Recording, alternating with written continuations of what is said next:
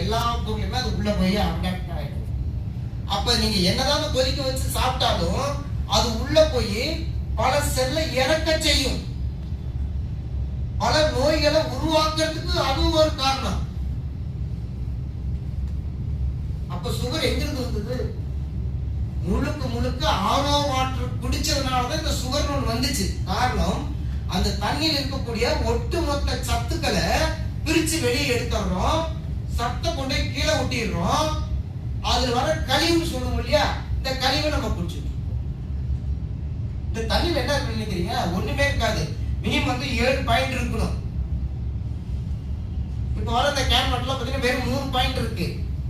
அப்ப இந்த 3 பாயிண்ட் தண்ணிங்கிறது நம்ம உள்ள இருக்கக்கூடிய 30 லட்சம் கோடி செல்லுக்கு எதிராக வேலை செய்த தவிர்த்து அது கூட அடாப்ட் ஆகாது.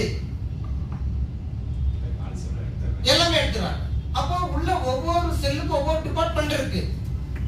ஹார்ட்னா ஒரு டிபார்ட்மெண்ட், லங்ஸ்னா ஒரு டிபார்ட்மெண்ட், கிட்னினா ஒரு டிபார்ட்மெண்ட், கணையம் ஒரு டிபார்ட்மெண்ட்.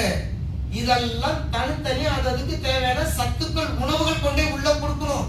அப்படிதான் முன்ன இருந்த தண்ணியில இருந்துச்சு. இன்னைக்கு நம்ம என்ன பண்ணோம்? அதெல்லாத்தையும் எடுத்துட்டு ஒட்டுமொத்த கழிவு மட்டும் நம்ம உள்ள குடிக்க குடிக்க அந்த செல்லு எடுத்துக்காது. எந்த செல்லுக்கு எந்த உணவு தேவையோ அது எடுத்துக்காது. அது எடுத்துக்கலாம். அந்த செல் எப்படி வேலை செய்யும்? தோய் ஏற்படும். கொஞ்சமா தோய் ஏற்பட்டு அது டெட் செல்ஸா மாறிடும். இந்த டெட் செல்ஸா மாறுது இல்ல, அதாவது வெளியே ப்ராப்பரா வெளியே வருமானா அதுவும் வெளியே வரது இல்லை.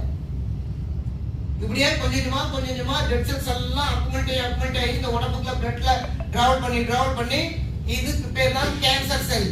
இதுதான் கேன்சர், பிளட் கேன்சர் சொல்லுவாங்க. ஏதாவது ஒரு ஆர்கான் போய் ஒட்டிட்டா அந்த ஆர்கான் காய்ச்சலி அந்த கேன்சர் இந்த பாயிண்ட் இருக்குன்னு நம்ம சொல்றோம். லங்ஸ் விட லங்ஸ் கேன்சர் சொல்றோம். அப்ப இது ஏன் இதை நம்ம தொடர்ச்சியாக செய்ய வைக்கணும்? அப்ப இன்னைக்கு இவ்வளவு பேருக்கு சுகர் வந்ததுக்கு அடிப்படை இது வரைக்கும் யாருக்குமே தெரியல, யோசிக்கிறதே இல்லை.